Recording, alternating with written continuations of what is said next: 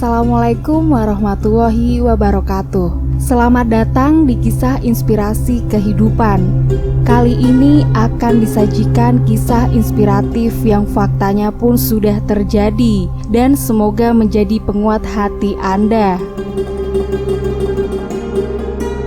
Pemuda dan sebuah apel.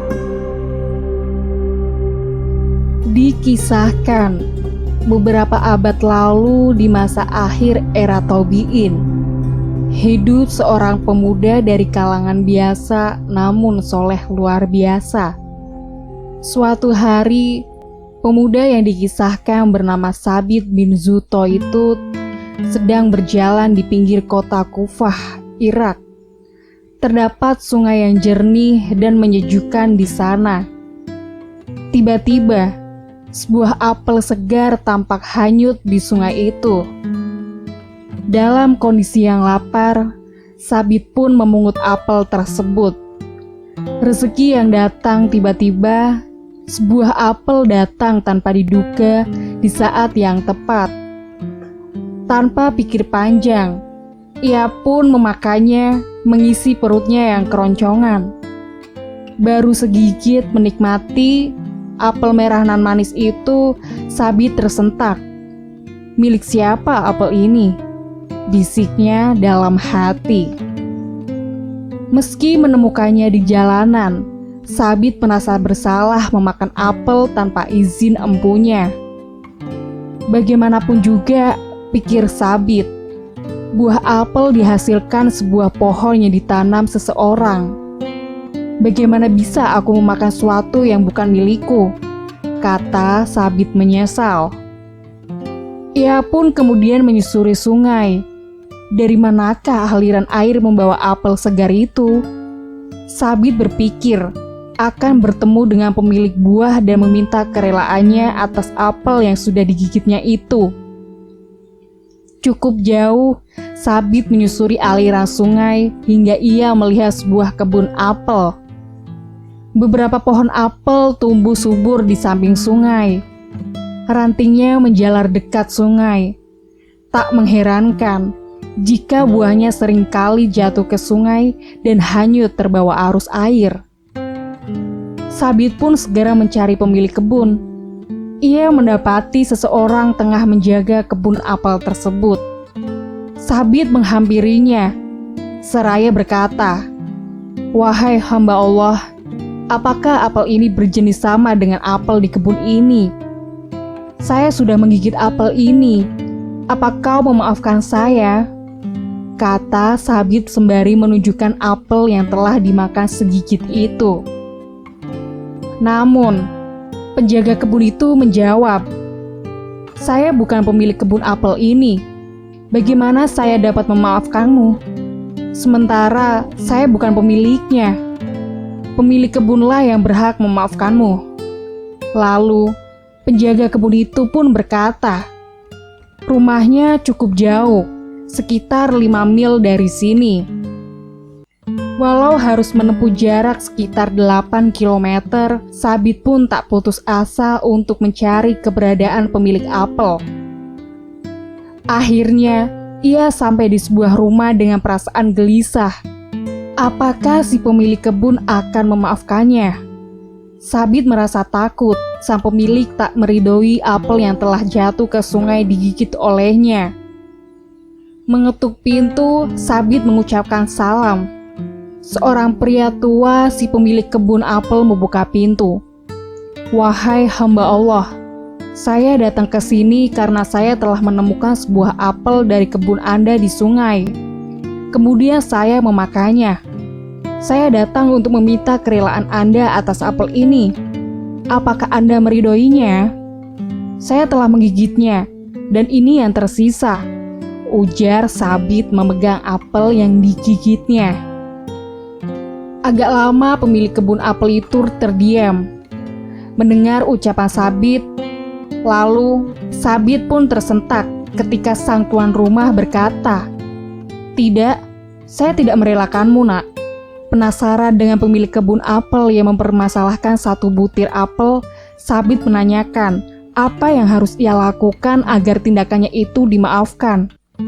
Saya tidak memaafkanmu, demi Allah, kecuali jika kau memenuhi persyaratanku.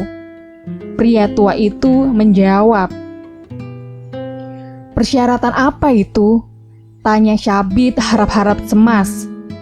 Kau harus menikahi putriku, kata pemilik kebun yang mengagetkan Syabit. Menikahi seorang wanita bukanlah hukuman, pikir Syabit. Benarkah itu yang menjadi syarat Anda? Anda memaafkan saya, dan saya menikahi putri Anda. Itu adalah anugerah yang besar, tanya Syabit tak percaya. Begitu terperanjatnya Syabit ketika pemilik kebun itu berkata bahwa putrinya yang harus Syabit nikahi merupakan wanita cacat. Putriku itu buta, tuli, bisu dan lumpuh. Tak mampu berjalan, apalagi berdiri. Kalau kau menerimanya, maka saya akan memaafkanmu, kata pria tua. Syarat yang mungkin sulit masuk akal. Hukuman yang harus ditanggung Syabit hanya karena menggigit sebutir apel yang ditemukan di sungai. Namun, hal yang lebih mengejutkan, Syabit menerima syarat tersebut karena merasa tak memiliki pilihan lain. Sementara, ia tak ingin berdosa mengambil hak yang bukan miliknya. Syabit, seorang pemuda tampan, harus menikahi wanita cacat hanya karena menemukan sebuah apel. Datanglah pada Isya untuk berjumpa dengan istrimu, kata pemilik kebun. Malam hari usai sholat Isya, Syabit pun menemui calon istrinya yang cacat. Ia masuk ke kamar pengantin dengan langkah yang berat. Hatinya dipenuhi pergolakan luar biasa. Namun, pemuda gagah itu tetap bertekad memenuhi syarat sang pemilik apel. Syabit pun mengucapkan salam seraya masuk ke kamar istrinya. Betapa terkejutnya Syabit ketika mendengar jawaban dari wanita yang suaranya lembut dan merdu. Tak hanya itu, wanita itu mampu berdiri dan menghampiri Syabit. Begitu cantik para si wanita tanpa cacat apapun di anggota tubuhnya yang lengkap. Syabit pun kebingungan. Ia berpikir salah memasuki kamar dan salah menemui wanita yang seharusnya merupakan istrinya yang buta, tuli, bisu dan lumpuh. Tak percaya, Syabit pun mempertanyakan si gadis bak bidadari tersebut. Namun Syabit tidak salah. Ialah putri pemilik kebun apel yang dinikahkan dengannya. Apa yang dikatakan ayah tentangku? Tanya si gadis mendapati suaminya mempertanyakan dirinya seolah tak percaya. Ayahmu berkata, kau adalah seorang gadis buta, kata Syabit. Demi Allah, ayahku berkata jujur, aku buta karena aku tidak pernah melihat sesuatu yang dimurkai Allah. Jawab si gadis membuat Syabit kagum. Ayahmu juga berkata bahwa kau bisu, ujar Syabit masih dalam nada heran. Ya benar, aku tidak pernah mengucapkan satu kalimat pun yang membuat Allah murka, kata si gadis. Tapi ayahmu mengatakan kamu bisu dan tuli, lanjut Syabit. Ayahku benar, demi Allah, aku tidak pernah mendengar satu kalimat pun, kecuali di dalamnya terdapat ridho Allah, jawab gadis cantik itu. Tapi ayahmu juga bilang bahwa kau lumpuh. Pertanyaan terakhir Syabit. Ya, ayah benar dan tidak berdusta. Aku tidak pernah melangkahkan kakiku ke tempat yang Allah murkai, ujar si gadis membuat Syabit begitu terpesona. Syabit memandangi istrinya yang cantik jelita itu, ia pun mengucapkan syukur. Sang pemilik kebun kagum dengan sifat kehati-hatian Syabit dalam memakan sesuatu hingga jelas kehalalannya. Melihat kegigihan dan kesolehan Syabit, ia pun berkeinginan menjadikannya menantu, menikahinya dengan putrinya yang solihah. Dari pernikahan tersebut lahir seorang ulama soleh, mujadid yang sangat terkenal, yakni Nu'man bin Sabit atau yang lebih dikenal dengan nama Al-Imam Abu Hanifah. Bersama istrinya yang solihah, Sabit mendidik putranya menjadi salah satu imam besar dari 4 mazhab. Kisah pemuda yang bukan lain adalah ayah dari Imam Abu Hanifah tersebut terdapat dalam kitab terkenal Al-Aghani, karya Abu Al-Faraj Al-Isabani. Buku terkenal dalam kesusastraan Arab tersebut berisi tentang sajak, lagu, serta informasi biografi dari tokoh-tokoh Islam terdahulu. Para tabi'in dan tabi'ut di masa dinasti Umayyah dan Abbasiyah.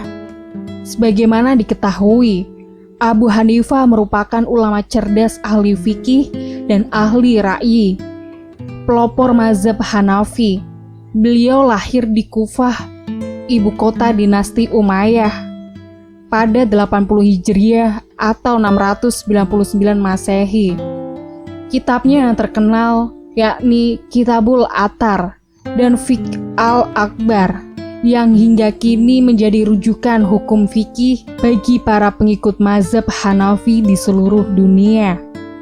Dalam mempelajari hadis, Abu Hanifah sempat bertemu dengan sahabat Rasulullah, Anas bin Malik, yang wafat tahun 93 Hijriah.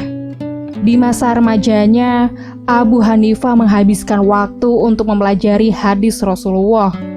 Saat ini, mazhab Hanafi merupakan satu dari 4 mazhab yang paling banyak dianut Muslim Sunni di dunia.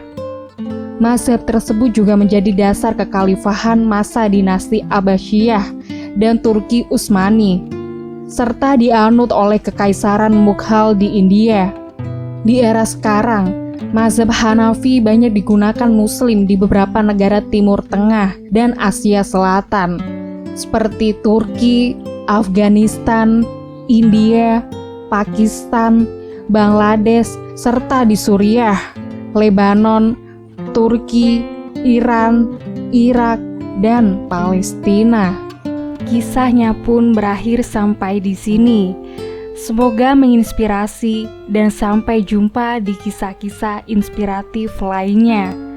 Wassalamualaikum warahmatullahi wabarakatuh.